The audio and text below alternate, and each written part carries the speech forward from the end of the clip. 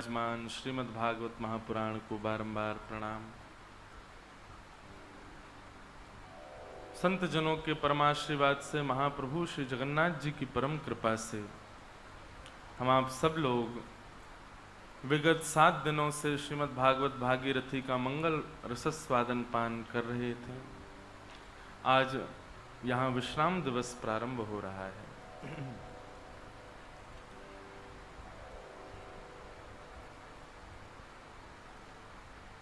प्रेम का यदि मूर्त रूप देखना हो, प्रेम की बातें तो बहुत सुनी है, प्रेम के बारे में जाना बहुत है, प्रेम के बारे में पढ़ा बहुत है, प्रेम के बारे में कहा बहुत गया है, पर प्रेम यदि प्रत्यक्ष देखना हो तो इस कलिकाल में केवल और केवल एक जगह प्रेम दिखाई देगा आपको, और वो है श्री जगन्नाथ जी। ये प्रेम विगलित ठाकुर जी हैं। महाप्रभु श्री जगन्नाथ जी ब्रजवासी किशोरी जी एवं नंद बाबा यशोदा आदि ब्रजवासियों के प्रेम में इतने भाव निमग्न हो गए कि सर्वांगीण अंग श्री महाप्रभु जी का पिघल गया। प्रेम देखना हो तो केवल जगन्नाथ जी में दिखेगा, और पूरी दुनिया में आपको प्रेम कहीं नहीं दिख सकता।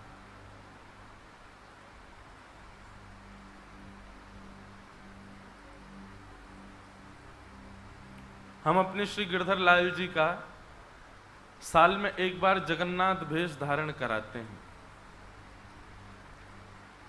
और जब श्री गिरधर लाल जी जगन्नाथ भेष धारण करते हैं रथ यात्रा वाले दिन, उस दिन हमारे प्यारे गिरधर लाल जी तब तक जगन्नाथ जी का रूप धारण नहीं करेंगे जब तक उनको ब्रजवासियों का विरह ना सुनाया जाए, किशोरी जी का विरह ना दिया जाए, तब तक ठाकुर जी जगन्नाथ जी नहीं बनते। कितनी बार अनुभव किया मैंने। हम प्यारे गिरधर लाल जी की दोनों भुजाएं जो हैं वो उनको वस्त्रों में ही ढक देते हैं, और 2 मोम की भुजाएं पधरा देते हैं। ठाकुर जी के नेत्र ये ऐसे चक्राकार जैसे श्री जगन्नाथ जी के नेत्र हैं। अब यहाँ आपको टीवी तो नहीं है, पर ये बार बार मुझे तो दिखा रहे हैं, पर मैं देख के क्या करूँ, आप देखो, मैं तो देख चुका हूँ। एक बार घुमा दो इसको थोड़ा सा। हमारे प्यारे गिरधर लाल जी का जगन्नाथ पीछे से आ रहे हैं। कौन आ रहे हैं? अच्छा, आपका एक ही ध्यान रहता 7 दिन। वाह, सब लोग आगे आ जाओ भाई, नेक किसको आगे आ जाओ। ये हमारे प्यारे गिरधर लाल जी का जगन्नाथ भेष है। बोलो जगन्नाथ महाप्रभु की। तो ये भेष धारण करने के लिए ठाकुर जी को किशोरी जी का विरह देना पड़ता है, और अधिकतर मैं एक पद गाकर के ठाकुर जी का श्रृंगार करता हूं। जब ठाकुर जी बहुत विरह देते हैं गोपियों को, तो गोपियां जाकर के किशोरी जी से प्रार्थना करती हैं, बोले ये लाला बहुत परेशान करे किशोरी जी। तब एक दिन किशोरी जी ठाकुर जी को विरह देती हैं, और किशोरी जी अंदर ध्यान हो जाती हैं। तब ठाकुर जी गाते हैं, राधे राधे करुणामयी कृष्ण प्यारी, मेरी सुधली जो श्री वृषभानु दुलारी। राधे राधे करुणामयी कृष्ण प्यारी, राधे राधे। गाओ।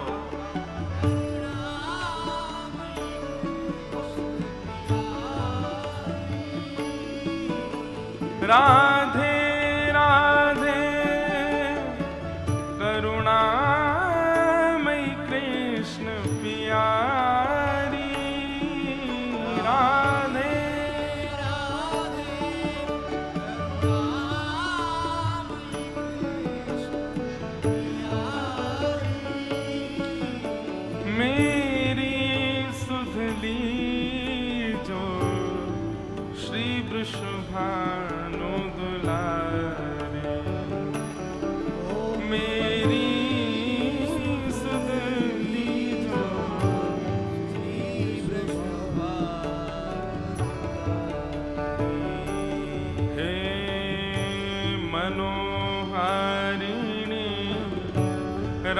रासेश्वरी रस रूपा हे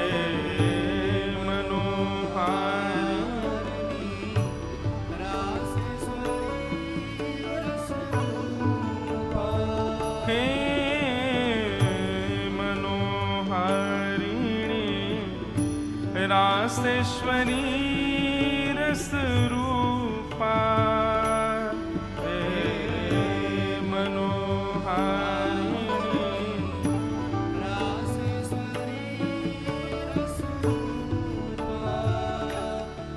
रस विलासिनी ब्रज वासिनी ब्रज की भूपा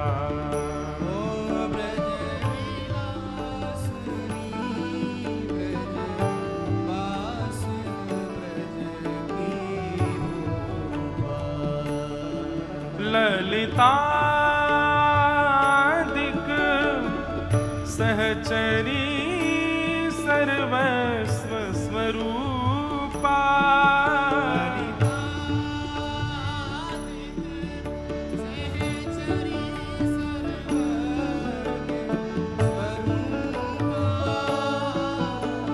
निज प्रणत वत्सला स्वामिनी परम अनुपा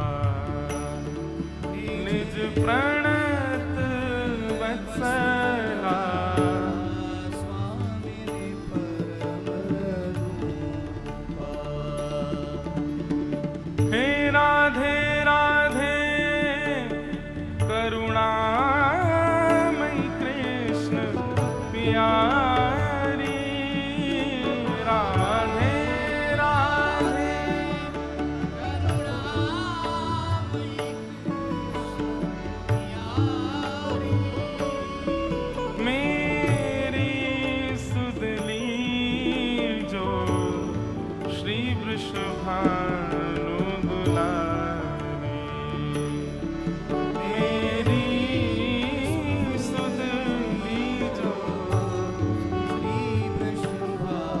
किशोरी जी अंतर ध्यान हो गई हैं और ठाकुर जी सब जगह ढूंढ आए, भांडीर वन में ढूंढ आए, यमुना तट पर ढूंढ आए, निज कुंजन में ढूंढ आए, जहां जहां श्यामाजू की बैठने की संभावना है सब जगह घूम आए, लेकिन ठाकुर जी को किशोरी जी नहीं मिली है। तब किशोरी जी के विरह में ठाकुर जी गा रहे हैं और हमारे गिरधर लाल जी इसी पद को सुनकर के ही जगन्नाथ वेश धारण करते हैं। निज बाह छाड़ दे चरण शरण रख लीजे, निज बाह छाड़ दे चरण शरण रख लीजे, हे वृंदावनी हमारी कह लीजे, हे वृंदावनी हमारी सुध लीजे। हाँ हाँ किशोरी के मैं तुम पर बलिहारी, हाँ हाँ किशोरी मैं तुम पर बलिहारी, मेरी सुध लीजो श्री वृषभानु दुलारे, मेरी सुध लीजो श्री वृषभानु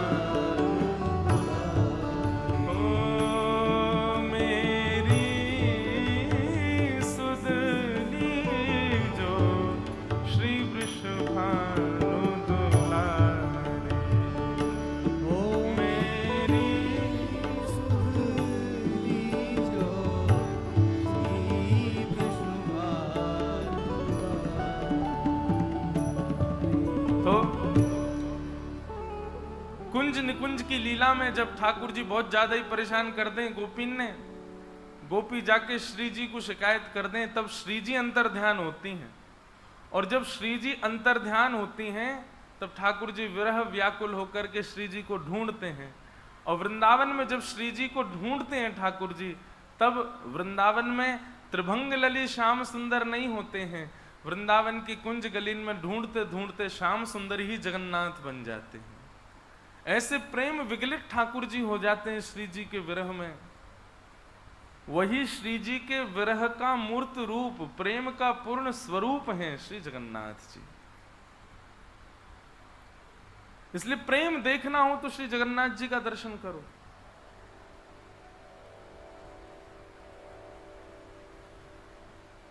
ऐसे महाप्रभु श्री जगन्नाथ जी हैं।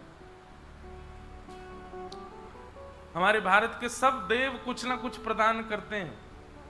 ऐश्वर्य की कामना हो, धन संपत्ति की कामना हो तो श्री द्वारिकाधीश को प्रणाम करो। बहुत आराम की कामना हो तो श्री रंगनाथ भगवान को दक्षिण में जाके प्रणाम करो। खूब संपत्ति की कामना हो तो श्री तिरुपति वेंकटेश भगवान को प्रणाम करो। तप और यज्ञ तप में हमारी निष्ठा बढ़े, हम थोड़ा तप कर पाए, ऐसी कामना हो तो श्री बद्रीनाथ भगवान को प्रणाम करो। रस की कामना हो, रस की उपासना करनी हो तो हमारे वृंदावन के ठाकुरों को प्रणाम करो। रस की भाव की कामना हो तो वृंदावन के ठाकुर या श्रीनाथ जी को प्रणाम करो। लेकिन प्रेम की कामना हो तो श्री जगन्नाथ जी को प्रणाम करो। श्री जगन्नाथ जी प्रेम प्रदायक ठाकुर जी हैं। बताओ 15 दिन क्या ठाकुर जी बीमार हो जाते हैं? क्यों होते हैं बीमार? बहुत सारी भावनाएं हैं। माधव दास नाम के भक्त थे, उनको एक रोग हो गया था। उनके रोग को ठाकुर जी ने अपने ऊपर ले लिया। श्री माधव दास जी इतने बीमार हो गए कि वो उठ भी नहीं पा रहे थे। तो श्री जगन्नाथ महाप्रभु उनके मल मूत्र से सने हुए वस्त्रों को धोने के लिए कोई सेवक तो था नहीं उनके पास। तो जगन्नाथ जी को इतनी दया आई कि जगन्नाथ जी स्वयं आ गए वहां पर और उनके कक्ष में आकर के उनके वस्त्रों को धोने लगे। उनके अंग पर जो मलमूत्र आदि लग गया था, क्योंकि उठ तो पा नहीं रहे थे, उसको जगन्नाथ जी अपने हाथों से साफ करने लगे। माधव दास जी ने जब ये दृश्य देखा, स्वयं जगन्नाथ जी उनके घर पर आए हैं उनकी सेवा करने, माधव दास जी बहुत रोए। बोले नाथ, इसके लिए तो मैंने कभी भजन नहीं किया था कि आपकी स्थिति ऐसी कर दूं मैं। आप मेरे मलमूत्र से सने हुए वस्त्रों को धो रहे हैं, मेरे तन का स्पर्श कर रहे हैं, मुझे बहुत पीड़ा हो रही है नाथ। ठाकुर जी बोले आप भक्त लोग हमारी इतनी सेवा करते हैं, अगर हम आपकी थोड़ी बहुत कर दें तो इसमें क्या बुराई? और आपकी इतनी दूषित स्थिति हो गई है, और ये तो बाहर का मल है माधव दास, तुम तो हृदय से परम पवित्र हो। मुझे बाहर की शुद्धता आकर्षित नहीं करती है, मैं तो हृदय की पवित्रता से आकर्षित होता हूं। बाहर से मलमूत्र से सने हो तो क्या हुआ, हृदय से तो परम पवित्र होना। माधव दास जी ने ठाकुर जी का हाथ पकड़ लिया, बोले आप सर्व समर्थवान हो, ये सब नाटक क्यों कर रहे हो? मेरे वस्त्र धो रहे हो, मेरे हाथ पांव साफ कर रहे हो, आप चाहो तो चुटकी बजा दो मैं ठीक हो जाऊंगा। भगवान अगर दृष्टि से देख लें और वो व्यक्ति तब भी रोग में रहे तो ये कैसे भगवान? आप तो मेरे ऊपर दृष्टि डाल दीजिए ना, मेरे रोग को दूर कर दीजिए। रोग दूर हो जाएगा तो आपको मेरी सेवा नहीं करनी पड़ेगी, मैं भी प्रसन्न हो जाऊंगा। महाप्रभु जगन्नाथ जी कहते हैं ये तुम्हारे कर्मों का फल है, चाहे इस जन्म के चाहे पूर्व जन्म के। और यदि जीवन में किए गए या पूर्व जन्म में किए गए कर्मों का फल संसार में यदि नहीं भोगा गया, अभी तुम मान लो कि तुमने मुझसे प्रार्थना की और मैंने तुम्हारे कर्म फल को यदि काट दिया, तुम्हारे प्रारब्धों को यदि नष्ट कर दिया ना माधव दास, तो जो वो शेष रह जाएगा ना जो तुमको भोगना है, उसको भोगने के लिए तुमको पुनर्जन्म लेना पड़ेगा। हम लोग जन्म क्यों लेते हैं? कई लोग जन्म लेते हैं कर्मों का बर्डन और बढ़ाने के लिए, और कई लोग जन्म लेते हैं अपने पूर्व जन्म के भी कर्मों के भोगों को भोग करके निवृत्त होने के लिए। वैसे तो वास्तव में जन्म हमारा निवृत्ति के लिए हुआ है, भोगने के लिए हुआ है, पूर्व के प्रारब्धों को भोगने के लिए, पूर्व के किए कर्मों को जीवन में सहने के लिए। लेकिन हम इतने क्या बताएं, कौन हैं हम? यहां आए हैं पूर्व का सब लेखा जोखा समाप्त करने के लिए, पर उसको तो समाप्त करते हैं और ज्यादा बढ़ा लेते हैं। कर्जा खत्म तो करते नहीं, और ज्यादा दुगना सिर पर चढ़ा लेते हैं, और फिर इसी चक्कर में हम भटकते रहते हैं। पुनरपि जननम पुनरपि मरणम पुनरपि जननी जठरे शयनम। वास्तव में आध्यात्मिक होना, भक्ति पथ का पथिक होना, उसके लिए एक ही सूत्र है कि यह समझ जाओ कि आप जीवन में जो कुछ भी अनुभव कर रहे हैं, जो कुछ भी फेस कर रहे हैं, जो कुछ भी अपने जीवन में आप जिस स्थिति से लड़ रहे हैं, जूझ रहे हैं, ये सब आपके प्रारब्ध हैं। उन प्रारब्धों को भोगो, प्रारब्धों से लड़ो, दूसरा कुछ निर्माण मत करो। पर नहीं, हम लोग संसार में रहते रहते और बहुत कुछ निर्माण कर लेते हैं, बहुत सारे अपने विषय भोग और बहुत सारी कामनाओं से और ज्यादा कर्म फलों को इकट्ठा कर लेते हैं।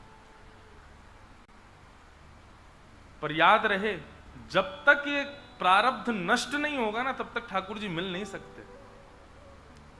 माधवदास जी से भगवान बोले, तुमको ये रोग इसलिए हुआ क्योंकि ये तुम्हारे पूर्व जन्म का प्रारब्ध है, और कहीं मैंने चुटकी बजा के इसको नष्ट कर दिया तो ये भोगा तो है नहीं तुमने, नष्ट हो गया। और नहीं भोगोगे तो भोगने के लिए दोबारा तुमको जन्म लेना पड़ेगा।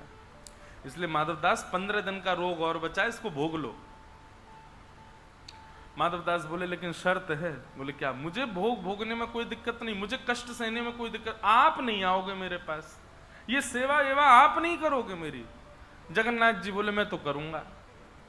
अब जगन्नाथ जी में जिद लगी है, मैं सेवा करूंगा। माधवदास कह रहे हैं कि मैं आपको करने नहीं दूंगा, 15 दिन का अभी प्रारब्ध बचा है। माधवदास जी बोले, नहीं प्रभु, आपको मैं सेवा नहीं करने दूंगा। तो भगवान बोले, ठीक है, हम पर एक उपाय और है, वो हम कर देते हैं।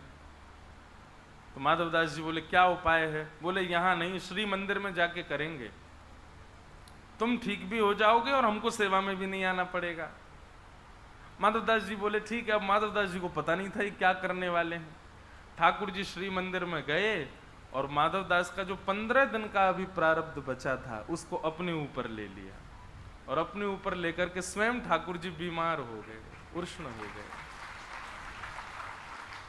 बताओ, ठाकुर जी बीमार पड़ गए, तुम ताली बजा रहे हो। संसार में कोई बीमार पड़ता आप ताली बजाते हो? वाह, तुम आईसीयू में चले गए, ओहो तुमको ग्लूकोज चढ़ रही है, ऐसे कौन करता है भाई? ताली क्यों बजाई आपने? माधवदास जी का पीड़ा ठाकुर जी ने अपने ऊपर ले ली। अब यहां माधवदास जी स्वस्थ हो गए, स्वस्थ होकर के स्नान ध्यान करके तिलक चंदन लगा करके बढ़िया इत्र लगा करके माधवदास जी बोले, अब बढ़िया हो गया, अब चलूं महाप्रभु के दर्शन को। और जैसे ही श्री मंदिर में गए, मुख्य द्वार बंद है, पुजारी सब बाहर बैठे रुदन कर रहे हैं, भीतर केवल गिने चुने लोग हैं। माधवदास जी ने पूछा, क्या हुआ? बोले, महाप्रभु जगन्नाथ जी को बुखार आ गया है। माधवदास जी बहुत रोए। तो ठाकुर जी, आपने ऐसा क्यों किया?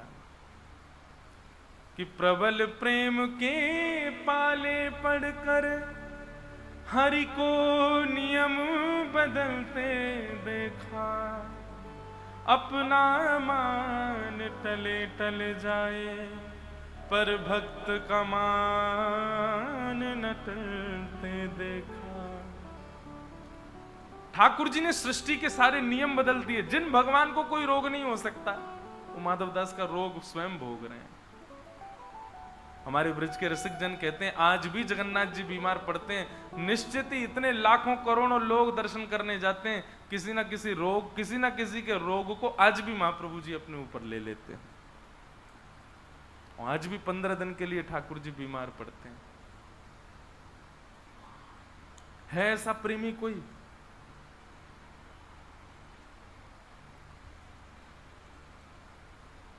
हमको कोई रोग हो जाए, कितना भी बड़ा प्रेम करने वाला व्यक्ति रोग लेगा हमारा? कभी नहीं ले सकता। कोरोना हो गया था, लोग बाग बच करके भागते थे, बोले हमको नहीं हो जाए कहीं इससे। लेकिन ये तो केवल प्रेम में ही हो सकता है, ये केवल महाप्रभु जगन्नाथ जी का ही। इसीलिए मैं कहता हूं प्रेम के अधिकारी केवल ठाकुर जी, क्योंकि उन जैसा कोई कर ही नहीं सकता।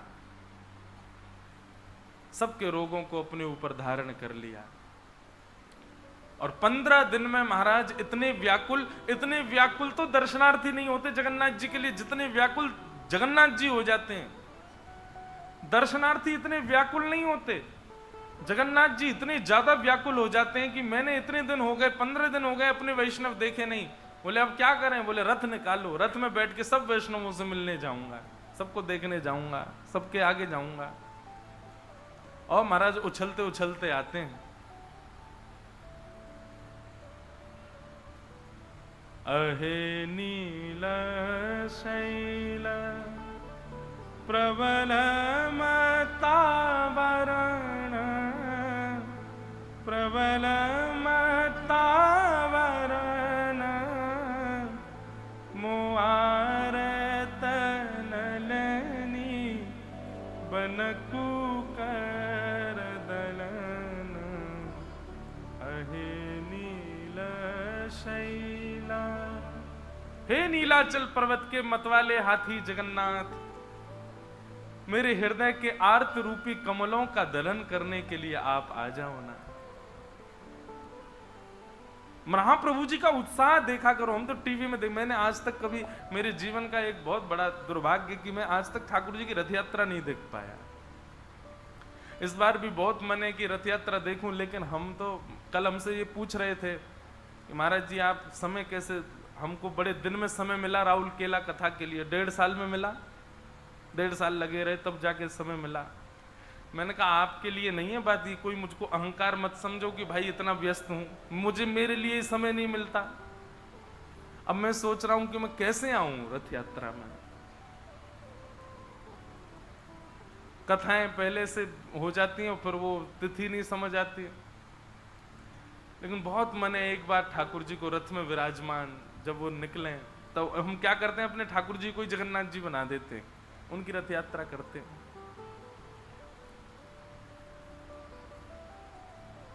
साल बेग के लिए ठाकुर जी ने अपना रथ रोक दिया। कहे साल बेग हीन जाति रे मुयवन, कहे साल बेग हीन जाति रे मुयवन, श्रीरंगा चरण तल। फिर आगे क्या है, क्या होगा? अहे नील शैल प्रबल मतावरण, मुआरत नलनी बनकु कर दलन।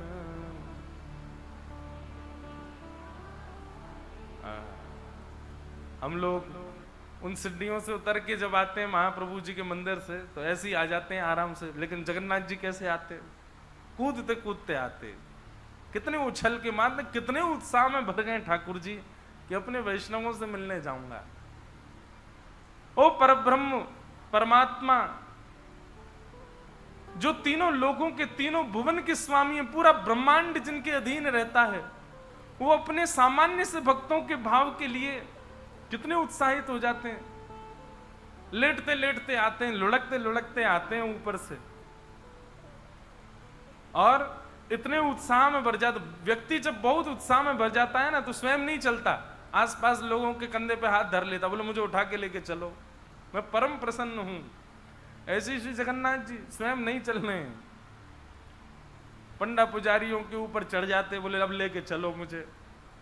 इतने भारी ठाकुर जी खा खा करके दाल भात ऐसे हो गए, लेकिन इतने भाव से जाते हैं, और फिर रथ में बैठ करके सबको टुकुर टुकुर देखते हुए जाते हैं। गुंडीचा कितना सुख देते हैं। एकमात्र पूरे ब्रह्मांड में एकमात्र श्री जगन्नाथ जी ऐसे ठाकुर हैं जो अपने मंदिर से बाहर निकल के वैष्णवों से मिलने आते हैं, और कोई ठाकुर नहीं आते। ऐसे प्रेम के साक्षात स्वरूप श्री जगन्नाथ जी।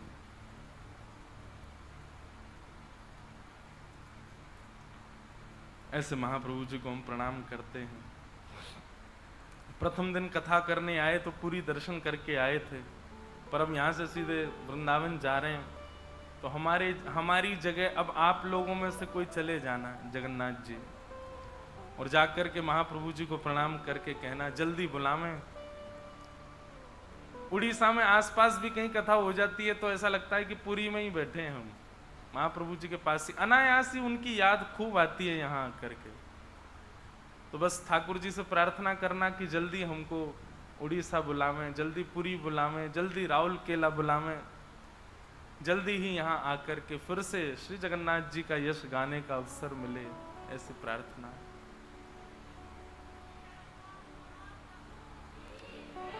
श्री जगन्नाथ महाप्रभु की